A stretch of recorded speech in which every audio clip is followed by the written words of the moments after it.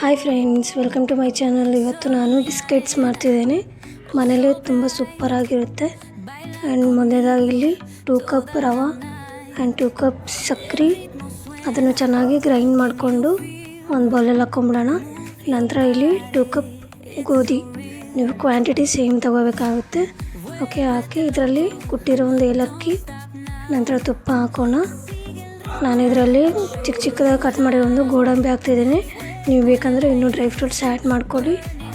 ನೋಡಿ, ಈ ಥರ ಚೆನ್ನಾಗಿ ಮಿಕ್ಸ್ ಮಾಡಿಕೊಂಡು ಇದರಲ್ಲಿ ನಾವು ಉಗುರು ಬೆಚ್ಚಾಗಿರೋ ಒಂದು ನೀರನ್ನ ಹಾಕಬೇಕಂದ್ರೆ ಫುಲ್ ಹಾಟ್ ವಾಟ್ರಲ್ಲ, ಮೀಡಿಯಮ್ ಆ ಥರ ಮಾಡಿಕೊಂಡು ಚೆನ್ನಾಗಿ ಕಲಿಸ್ಕೊಂಬಿಡೋಣ. ನಾವು ಯಾವ ಥರ ಹಿಟ್ಟನ್ನು ಕಲಿಸ್ಕೊತೀವಲ್ಲ ಆ ಥರ ಕಲಿಸ್ಕೊಂಡು 10 ಮಿನಿಟ್ಸ್ ಸೈಡಿಗೆ ಇಟ್ಟು ನಂತರ ಸ್ವಲ್ಪ ಕೈಗೆ ತುಪ್ಪ ಹಚ್ಕೊಳ್ಳಿ.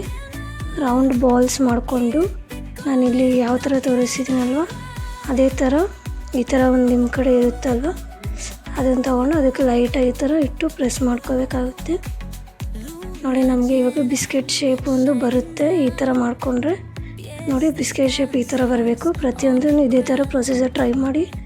ನಂತರ ಒಂದು ಪ್ಯಾನಲ್ಲಿ ಆಯಿಲ್ ಹಾಕಿ ಮೀಡಿಯಮ್ ಫ್ಲೇಮಲ್ಲೇ ನಾವು ಫ್ರೈ ಮಾಡ್ಕೋಬೇಕಾಗುತ್ತೆ. ಓಕೆ, ಎಲ್ಲ ಆಯಿಲ್ ಹಾಕಿ ಬಿಸ್ಕೆಟ್ಸ್ನ ಹಾಕಿ ನಂತರ ಸ್ವಲ್ಪ ಲೈಟಾಗಿ ಫ್ರೈ ಆಗಿದ ನಂತರ ಟರ್ನ್ ಮಾಡ್ಕೊಳ್ಳಿ.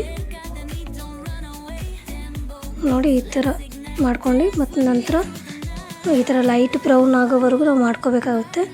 ಓಕೆ, ಈ ಥರ ಲೈಟ್ ಬ್ರೌನ್ ಆದಮೇಲೆ ರೆಡಿ ನಮ್ಮ ಹೋಮ್ ಮೇಡ್ ಬಿಸ್ಕೆಟ್. ಟ್ರೈ ಮಾಡಿ, ತುಂಬ ಚೆನ್ನಾಗಿ ಬರುತ್ತೆ.